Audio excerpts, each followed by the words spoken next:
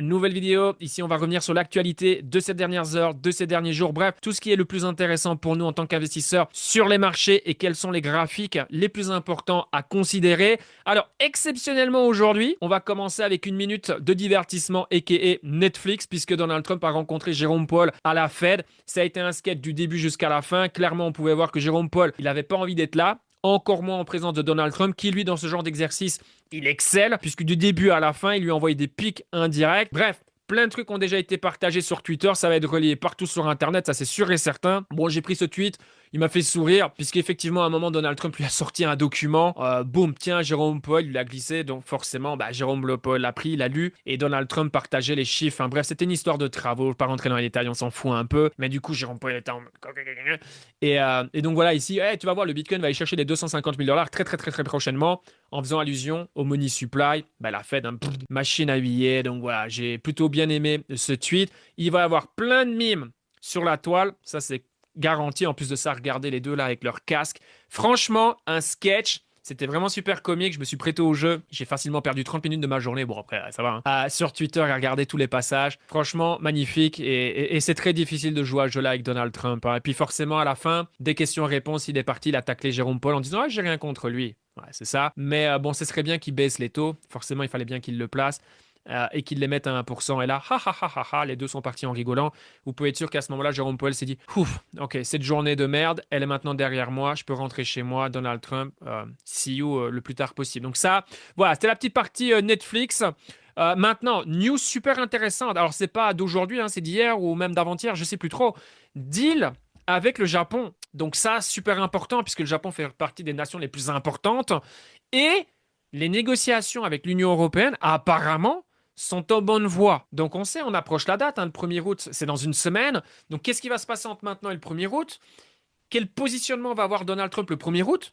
Est-ce qu'il va tenir parole et il n'y a plus de pause? Ou est-ce qu'il va se baser sur certains deals qui ont déjà été annoncés et d'autres qui peuvent potentiellement être annoncés entre maintenant et le 1er août pour faire pression sur les autres avec qui il est peut-être en voie de négociation de trouver un deal, ou d'autres où c'est au statu quo, où ça bouge pas, basé sur le fait de dire: ok, en juillet, je suis revenu sur ma parole, mais prenons l'Union européenne, c'est un exemple, hein, j'anticipe ici. On était au point mort et au final, avec 30 jours supplémentaires, on a trouvé un deal. Et donc, il tourne ça à son avantage et donc, du coup, il met une nouvelle pause. Vous voyez un petit peu l'idée, j'essaie de voir un petit peu les scénarios qui sont possibles, ou alors, il sévit. Et là, je vous l'ai déjà dit, les gens s'y attendent pas. Et c'est là où, en tant qu'investisseur, il faut être plus intelligent. Parce que si les gens ne s'y attendent pas et que ça tombe, le marché va paniquer, le marché va être rouge. C'est mon idée. Si le stock market réagit négativement, pour moi, le Bitcoin et les cryptos vont aller dans la même direction.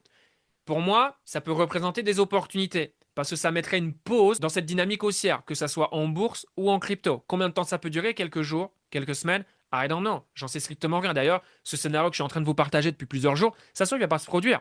Parce que on est dépendant de Donald Trump. Et avec Donald Trump, le truc, c'est que on ne sait pas en fait. Donc, à voir. Mais voilà, en tout cas, ça, c'est une très très bonne annonce, et à voir s'il est capable d'en partager bien d'autres avant la date du 1er août. Mais il pourrait très très bien s'en servir pour continuer à aller dans cette direction sans foutre la pagaille sur les marchés financiers. Alors, bien évidemment, on a un Bitcoin qui consolide. Donc aujourd'hui, parler du Bitcoin, c'est pas réellement pertinent. Voilà, j'en ai déjà parlé. En ce qui concerne le Bitcoin, très clairement, voilà, on consolide. On est en train de respirer après ce breakout et les plus hauts qu'on a réalisés. Quelque chose de tout à fait normal. C'est même bien qu'on est en train de se stabiliser au niveau de ses prix. Par contre, ça c'est bien.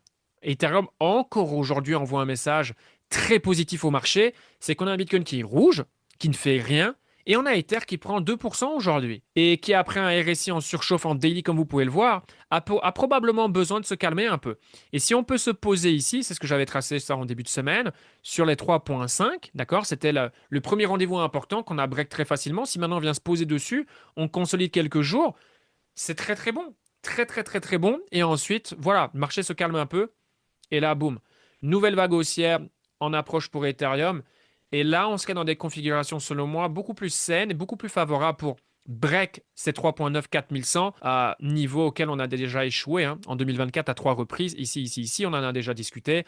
Personnellement, je pense que si Ethereum consolide quelques jours, comme ça on calme un petit peu l'enthousiasme autour de Ethereum. Une fois qu'on va venir ici, je pense que Ethereum, ça va être la bonne. Je pense vraiment que ça va être la bonne, sauf si événement XYZ qui vient chahuter les marchés financiers. Bon, ça fait partie du jeu, mais ça peut arriver à n'importe quel moment, hein. 365 jours par an, ça fait partie du jeu. Mais je pense qu'ici, Ethereum est en bonne voie pour break. Et là, si on break, clairement, c'est direction des nouveaux plus hauts, hein. Je vois pas ce qui peut arrêter Ethereum si on break ici, d'aller chercher ces plus hauts atteints en 2021. Et là, comment vont réagir les gens? Les gens vont être dans l'anticipation, c'est sûr. Donc, ça va influencer les altcoins. Et donc, sur cette ascension vers de nouveaux plus hauts, d'accord? Donc là, on parle au conditionnel. Je vois les altcoins partir, clairement. Alors, est-ce que tous les altcoins feront mieux qu'Ethereum? Non, parce qu'on aura réellement besoin d'un Ethereum qui fasse de nouveaux plus hauts, qui enflamme le marché pour que, voilà, petit à petit, l'engouement revient, les gens reviennent et toute cette spéculation autour des altcoins. Mais ça sera plus facile, on va dire, de trouver des gagnants qu'en ce moment. Pourquoi? C'est très simple. Aujourd'hui, Ethereum, la dominance, elle est en feu, hein. Elle est en feu.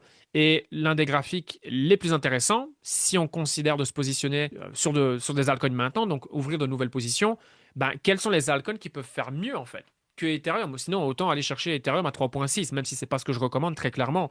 Comme vous pouvez voir, alors ici on est en weekly, c'est peut-être pas la meilleure représentation, mais en daily, regardez, ça montre ce que ça montre, j'en ai déjà parlé. C'est difficile là maintenant de trouver des coins qui font mieux qu'Ethereum. Encore plus dans ce genre de journée. Donc voilà, quand on est intéressé par un altcoin, est-ce qu'il a le potentiel dans les prochains jours, prochaines semaines, si c'est de l'investissement, de faire mieux que Ethereum si le marché va dans la bonne direction?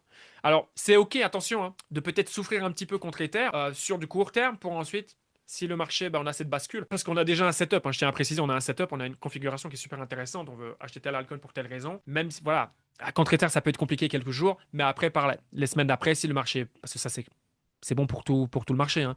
Le marché continue dans la bonne direction, là, boum, on fait la différence. Vous voyez ce que je veux dire? Donc voilà, parce que moi je vois des choses qui sont super intéressantes, hein. J'ai partagé quelques opportunités dans mon VIP, notamment. J'ai pris position personnellement, que ce soit en crypto ou en bourse. Donc voilà, ça c'est un petit peu la situation. Ce que je regarde le plus en ce moment, c'est Total 3 contre Ethereum, bien sûr, pour voir les altcoins, en fait, comment ils réagissent contre Ether. Bien sûr, si on va beaucoup plus loin, on peut voir que c'est plus facile en ce moment d'aller chercher des altcoins intéressants dans le haut du tableau, dans le top 100, qu'aller plus bas. Plus on va bas, plus c'est compliqué. Donc c'est déjà compliqué comme vous pouvez le voir, mais plus on descend, plus c'est complexe. Donc voilà pourquoi il faut faire preuve de vigilance ici. Et la dominance Bitcoin pour terminer très rapidement. Ben voilà, pas surpris, j'en ai déjà parlé. Voilà, à mon avis, les 60%, ça va être la résistance numéro 1. On va y revenir, hein. On va revenir.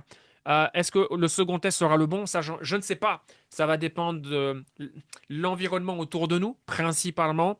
On peut avoir un Bitcoin qui remonte, hein. Voilà, les 62, 63%, c'est totalement sur la table. C'est possible. Avant, ensuite, boum. Ouais, de retester les 60%, mais il faut aller en dessous des 60% une bonne fois pour toutes. Là. On est au-dessus des 60% depuis tellement longtemps. Depuis février 2025, on est au-dessus de 60%. D'accord? Donc là, il faut aller plus bas. Voilà, il faut aller plus bas. Quand est-ce que ça arrivera, je ne sais pas, mais ça peut être directement influencé par Ethereum. Est-ce que Ethereum va faire dans les prochains jours? Donc encore une fois, voilà, ce qu'il faut retenir, c'est qu'on a un Bitcoin qui est rouge, qui fait du surplace, et on a un Ethereum qui, lui, non, il n'est pas rouge aujourd'hui. Normalement, on aurait eu un Ethereum rouge dans ce genre de journée.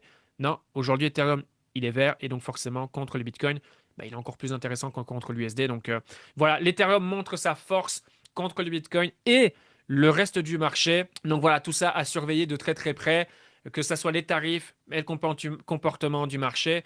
Tant que le Bitcoin stabilise, consolide, voir de très très près comment Ethereum en fait se comporte. Tant qu'on reste au-dessus ici, franchement, c'est propre, hein. Rester ici propre, même si on reste 2 semaines, ça aussi ça peut arriver, hein. Et qu'on n'a même pas cette histoire de tarif en fait.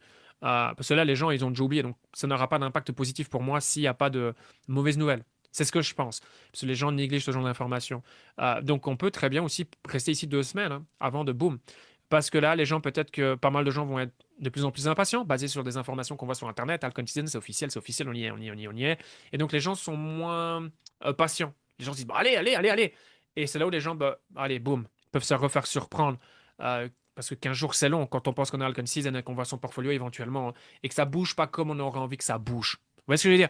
Donc voilà, ça aussi, c'est un scénario possible avant de voilà, continuer sur cette dynamique haussière et aller chercher de nouveaux plus hauts sur Ethereum qui pourraient grandement influencer le reste du marché et nous emmener en altcoin season. Bref, ce que n'importe quel investisseur crypto attend avec impatience depuis maintenant un bon moment. Donc voilà ce que je souhaitais vous partager aujourd'hui. Si vous aimez ce genre de vidéo, n'hésitez pas à mettre du like, ça fait toujours plaisir. À partager cette vidéo avec un proche qui s'intéresse de loin ou de près au marché. Plus les prix vont monter naturellement, plus les gens vont s'y intéresser. Et puis voilà, entre-temps, passez une excellente fin de semaine, un excellent week-end et à la prochaine pour de prochaines vidéos.